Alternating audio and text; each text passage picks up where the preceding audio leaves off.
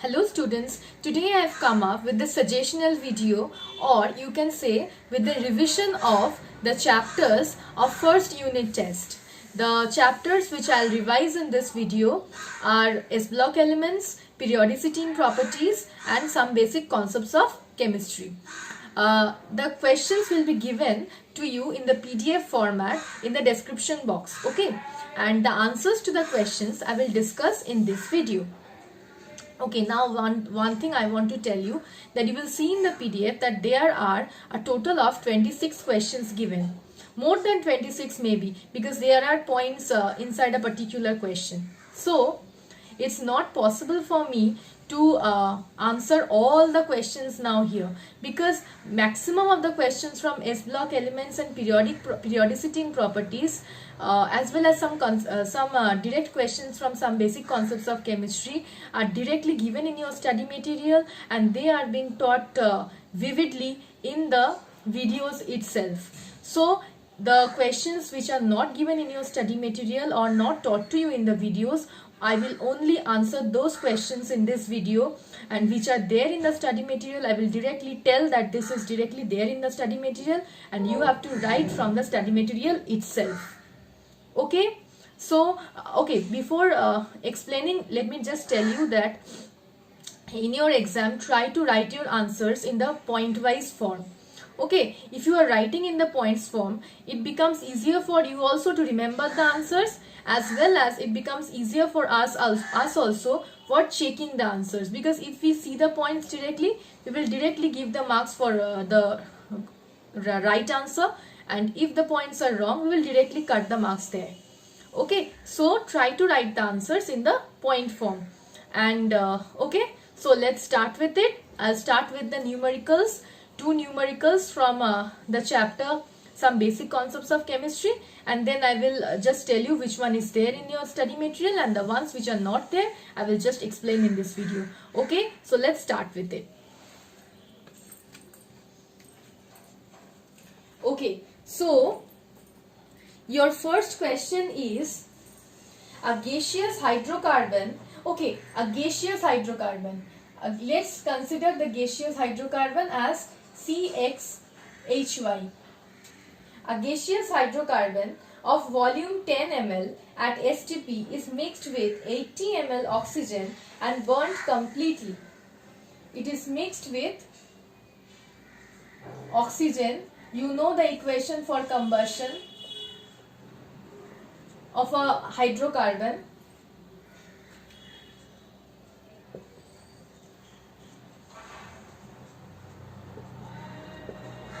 Okay. Okay. As a result, the volume of the gaseous mixture is reduced to 70 ml. Means in the videos of some basic concepts of chemistry, I have told you a sum in which the contraction was given, but here the final value is given after the contraction. So we have to find out the contraction. Okay. On treating the obtained gaseous mixture with KOH solution, the volume becomes 50 ml. Again, after second contraction, the volume is given, the final volume. Okay. And what is said that KOH solution is passed, means CO2 will be absorbed by KOH. Okay. So, here one volume, x plus y by 4 volume, x volume, and here water in the liquid state is considered as negligible, so 0. Again here it is said 10 ml of the hydrocarbon used. For 10 ml of hydrocarbon used, oxygen required is 10 into x plus y by 4 ml. Carbon dioxide obtained for 10 ml of hydrocarbon is 10x ml, and this is as usual 0. So the first contraction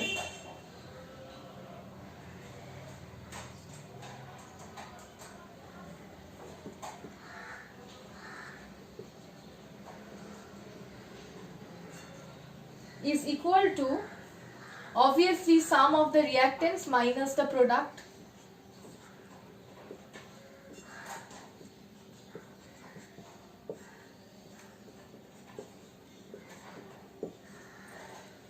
Okay, and this will give you a value of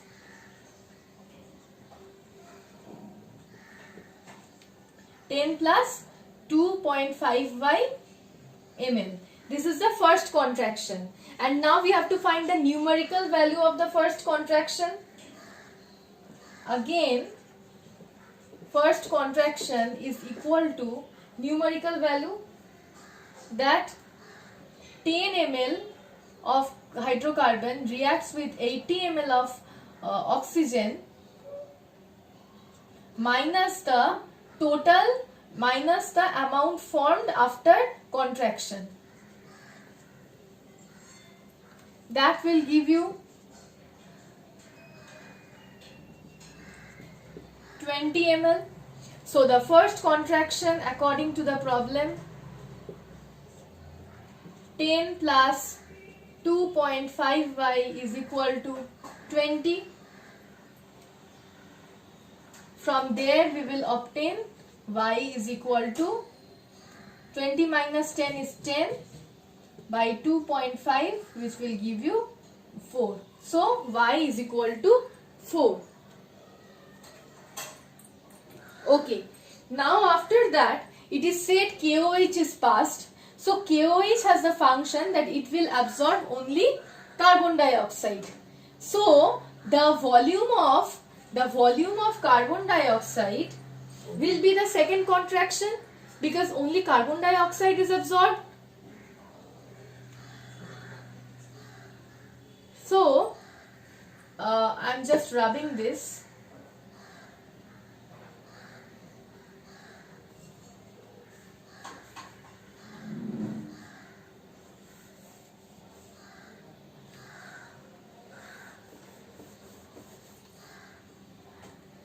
If we find out the numerical value of the second contraction, then after first contraction, this was the volume left. So after second contraction, 50 ml of volume was left. So the second contraction is also 20 ml. And according to the problem,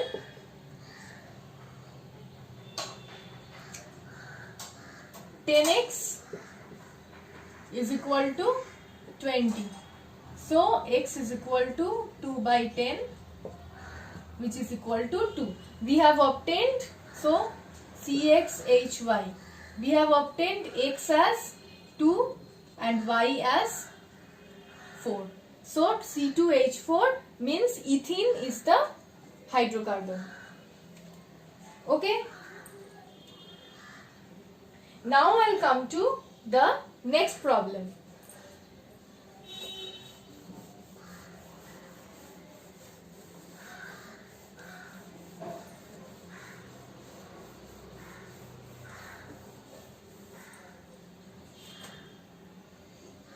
Okay, next problem is 1.84 gram of a mixture of calcium carbonate and magnesium carbonate are heated strongly till no loss of weight takes place. The residue weighs 0.96 gram. Find the percentage composition of the mixture. First write the reactions. Calcium carbonate on heating will give calcium oxide, CO2. Magnesium carbonate, okay, I need to leave some space here. Magnesium carbonate on heating forms MgO plus CO2. Now see, 1 mole of calcium carbonate gives 1 mole of CO2. 1 mole of calcium oxide and 1 mole of CO2. 1 mole of magnesium carbonate gives 1 mole of magnesium oxide and 1 mole of CO2 respectively. And 1 mole corresponds to the molecular mass of the compound. So here calcium carbonate, for calcium it is 40, For carbon it is 12. For 3 oxygen, 3 into 16. This will give you 100 gram. For magnesium, 24 plus 12 plus 3 into 16, and this will give you 84 gram. For calcium oxide, 40 plus 16 will give you 56 gram. For magnesium oxide, 24 plus 16 will give you 40 gram. Okay. Now in the mixture we don't know that how much calcium carbonate is present and how much magnesium carbonate is present. So let's consider the amount of calcium carbonate in the mixture be X. We know that the total mixture given is 1.84. So amount of magnesium carbonate will be 1.84 minus X. Okay. So now from here we will do the calculation that 100 gram of calcium carbonate produce 100 gram of calcium carbonate produces 56 gram of calcium oxide. So X gram of calcium carbonate will produce 56 by 100 into X gram of calcium oxide.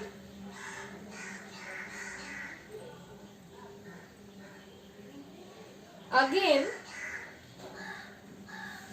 84 gram of magnesium carbonate produces 40 gram of magnesium oxide. So 1.84 minus X gram of magnesium carbonate produces 40 by 100 into 1.84 minus X gram of MgO. Okay. It is given that the final residue after the reaction, the final residue weighs 0.96 gram.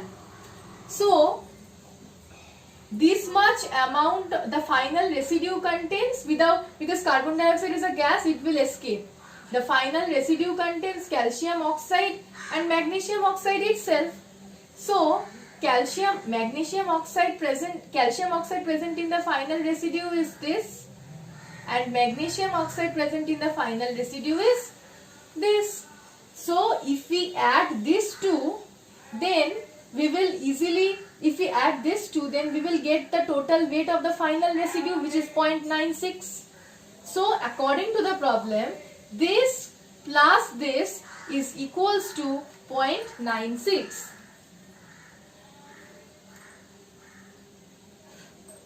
Okay, I have made a mistake here. Okay, sorry for this. I have made a mistake here. This will be 84. You all know this, that this is a mistake because this was 84. Okay.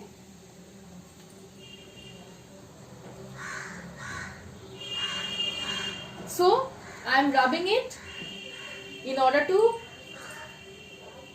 carry on with it.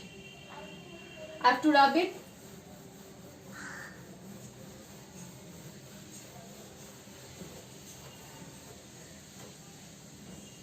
We will get, according to the problem, 56x by 100 plus 40, 1.84 minus x by 84 equals to 0.96. Okay. Now, I am not solving this equation here, okay, because that will take a long process. If you solve this equation, you will get the value of x is equal to 1. So after that, percentage of calcium carbonate will be 1 by 1.84 into 100%, because X was the amount of calcium carbonate present, and percentage of magnesium carbonate will be 1.84 minus 1 divided by 1.84 into 100%. 0.84 by 1.84 into 100%.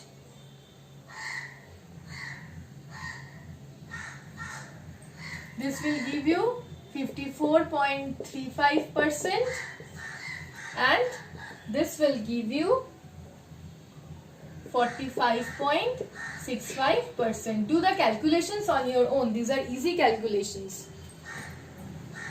Okay, so these are the two sums which are important for your exam.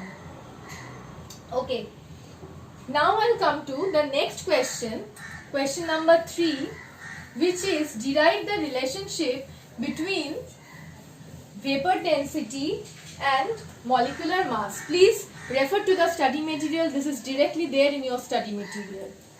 The next question is also directly present in your study material. The next question is state the laws. Which laws? Law of multiple proportion and law of reciprocal proportion. Both of these are there in your study material. The next question, that is question number 4. It is given that from the electronic configurations, determine the position of the elements present in the periodic table. The first configuration given is 1s2, 2s2, 2p6, 3s2, 3p5. Okay, in this configuration, see, the highest quantum number is 3. So, the period will be 3. Now see, the last electron has entered the p orbital. So, this will be from p block. For p block, how will you calculate the group number? 10 plus number of electrons in the ns orbital, which is 3s orbital electron is 2, plus number of electrons present in the np orbitals, which is 5. So the group will be 17. The next electronic configuration given is 1s2, 2s2, 2p6, 3s2, 3p6, 3d10 and 4s1. Here I have told you the extra stability of the full field configuration. That's why one electron from the 4s gets excited to the 3d orbital in order to make it 3d10 instead of 3d9. Okay, so this type of configuration arises here. Here also the last electron enters the d orbital. Before that, the period number, the n shell is here 4. So the period is 4. The last electron enters the d orbital. So d block. And for d block, how will you calculate the group number?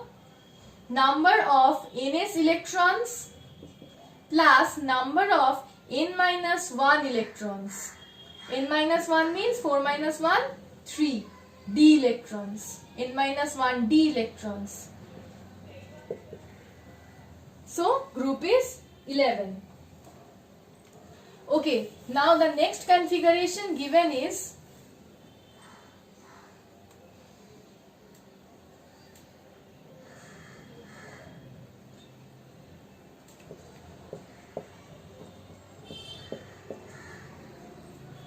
okay, here also see the period is the last quantum number 4.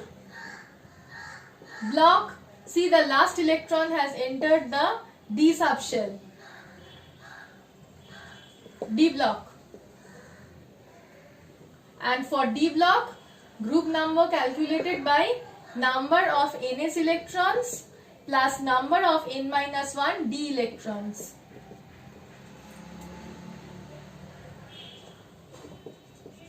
The next electronic configuration given is 1s2, 2s2, 2p6, 3s2, 3p6, 4s2. See, the period number is the last principal quantum number, 4. Block, the last electron has entered the s block. For s block, the group number is equal to number of electrons in the ns subshell. So number of electrons in the 4s subshell is 2. Group is 2. The last one, 1s2, 2s2, 2p6, 3s2, 3p6, 3d2, 4s2. Okay. So here again the period is equal to the last principal quantum number, which is 4.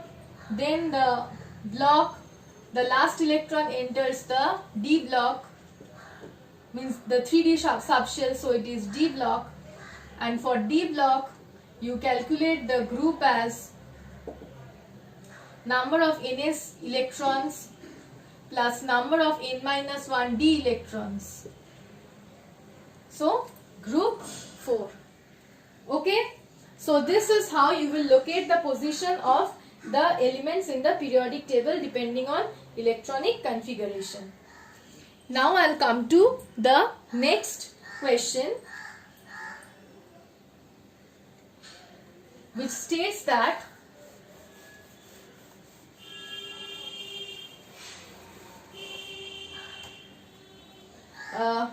there are x, y and z elements with atomic numbers. X has an atomic number of 19. Okay, this is question number 6. X has an atomic number of 19, y has an atomic number of 17 and z has an atomic number of 18. It is asked that you have to find out the electronic configurations of the elements x, y and z. So for x, 1s2, 2s2, 2p6 will give you total of 10 electrons. So more 9 electrons are left. Okay. So after 2p6, 3s2, 3p6. After 3p6, only 1 electron is left, and you know that 4s orbital is filled before 3d orbital. So 4s 1. For y, 1s2, 2s2, 2p6, 3s2, 3p5. And for z, 1s2, 2s2, 2p6, 3s2, 3p6. Now it is asked that which one is the metal, which one is the non-metal and which one is the inert gas. Now you can see the configuration of 4s1 means this X element has only one electron in the outermost shell. Hence, this is the metal. See, Y element. There are total of 7 electrons in the last shell. 2 in the S subshell and 5 in the 3p subshell. So total of 7 electrons in the outermost shell. Hence non-metal. And just see here, last shell it has total of 8 electrons. 2 in the 3s subshell and 6 in the 3p subshell. Hence this is the inert gas. Now you have to find out the formula obtained by the combination of X and Y. See, X has 1 electron in the outermost shell. It can easily give up that electron in order to form 1 plus valency. And look at Y.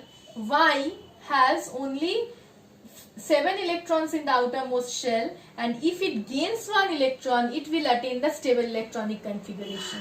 So Y can gain 1 electron from X to form the stable electronic configuration. Hence, this will give you the formula XY. Okay? Now I'll come to the next question, question number 7.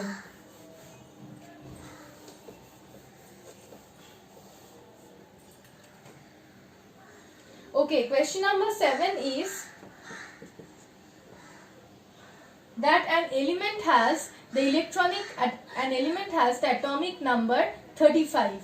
Okay, then let's find the electronic configuration of that element at first. 1s2, 2s2, 2p6, 3s2, 3p6, 4s2, 3d10,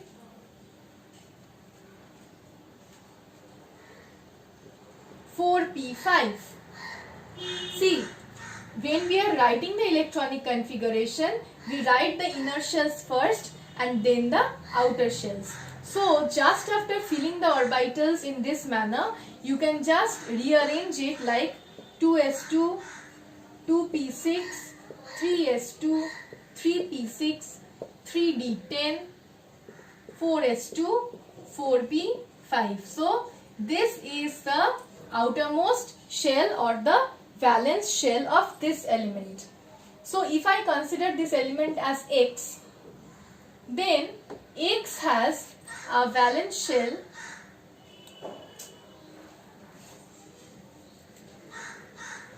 X has 4s, 4p,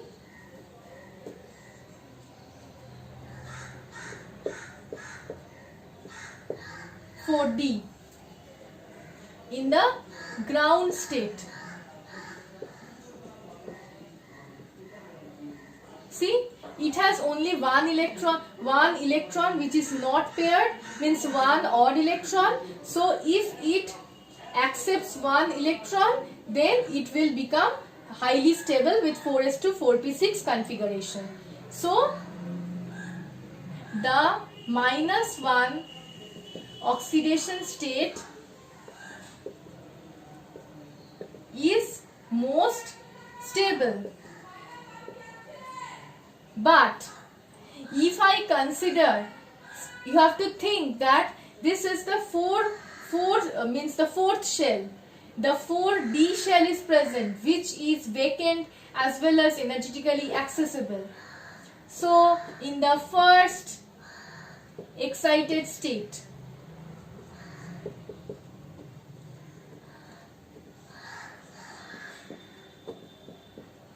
an electron, a paired electron from the p orbital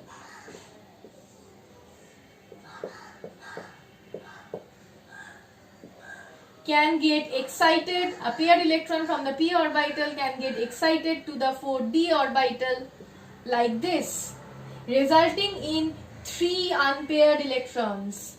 3 unpaired electrons. Now, how will they be forming bonds? They will be forming 3 covalent bonds with the 3 different atoms, means with 3 different electrons from 3 different atoms. So the oxidation state here is +3 oxidation state. Now when Y goes to the second excited state,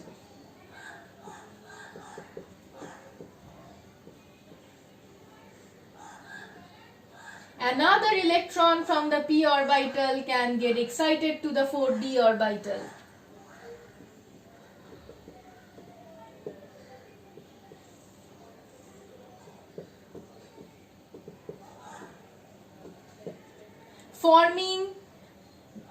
Giving rise to 5 odd electrons or 5 unpaired electrons. So here 5 bonds with different atoms, with electrons of different atoms will be formed. 5 covalent bonds. and the oxidation state becomes +5 oxidation state. So in this question you have to explain this part clearly, and also you have to say that the most stable oxidation state is +1, the first excited state, after first excited state the +3 and +5 oxidation states also arise. So understood? For this question you have to explain with this type of diagram here, orbital diagram here. Okay? Now I'll come to question number 8.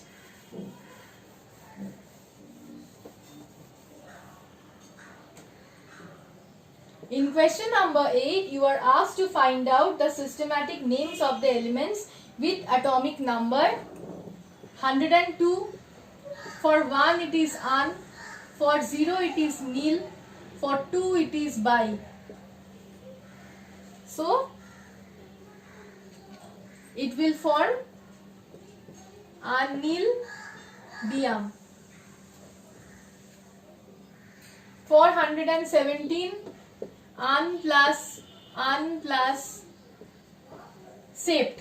Okay, here I just want to do one correction, that in the study material by mistake instead of writing sept I have written hept. Okay, in most probably part 4 study material, periodicity in properties part 4, instead of writing sept I have written hept. That is wrong. Okay, that is just a typing error. Please do the correction.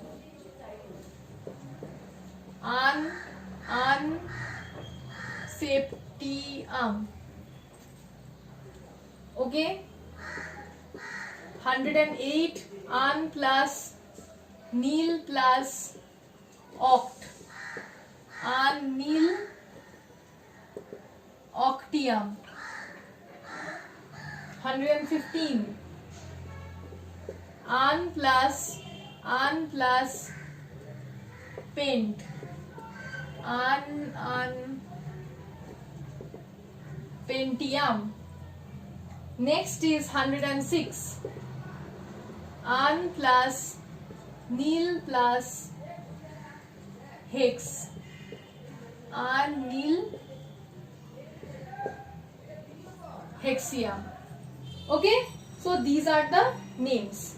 The next question is that the radius of Cl minus is greater than that of Cl, whereas the radius of Mg2 plus is less than that of Mg. This question, you have to justify this. That radius of Cl minus is greater than Cl and radius of Mg2 plus is less than Mg. You have to justify this.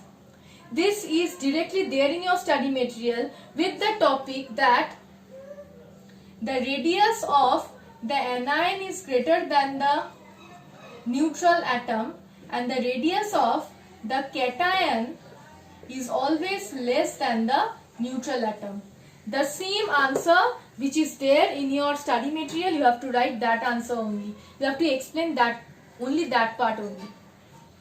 Okay. The next question is, what is shielding effect? Shielding effect is the phenomenon by which the inner electrons or the inner orbitals will shield the outer electrons from the nuclear charge of the nucleus. It is also directly in your study material given. And what is the order of the shielding effect of orbitals? S orbital has the greatest shielding effect, followed by P, followed by D and followed by F. The next question is, what is atomic volume? Atomic volume is directly given in your study material. The next question is, why the metallic character of the elements increases down the group? This is also directly present in your study material. You have to write that answer directly. You don't have to change anything. The next one is, why the second ionization enthalpy is always greater than the first. You all know that it is difficult to remove an electron from the cation and hence huge amount of energy is required for removing the electron from the cation. As a result, the second ionization enthalpy is greater than the first. This is also directly given in your study material. Okay, next is give reasons. The first ionization enthalpy of beryllium is greater than that of boron. Okay, in give reasons, it is given the first ionization enthalpy of beryllium is greater than that of boron. Beryllium has an electronic configuration of outer electronic configuration of 2s2 and boron has an outer electronic configuration of 2s2 2p1. So beryllium has a stable outer electronic configuration with full filled s subshell. If one electron has to be removed from beryllium, that will disturb the stability of beryllium, and so huge amount of energy will be required. Means beryllium will not try to disturb its stability, so it will not remove that electron from the s subshell so easily. So huge amount of energy will be required to remove an electron from the 2s subshell of beryllium. Hence, first ionization enthalpy of beryllium is much higher than that of boron. What happens in case of boron? Boron has an unstable electronic configuration with one electron in the p subshell. If this electron is removed from boron, then boron will attain the stable electronic configuration. So boron will try to remove that electron in order to gain the stable electronic configuration. As a result, the first ionization enthalpy of boron is less because less amount of energy will be required to remove an electron from boron. Okay. The next question is, the first ionization enthalpy of nitrogen is greater than that of oxygen. Nitrogen has an outer electronic configuration of 2s2 2p3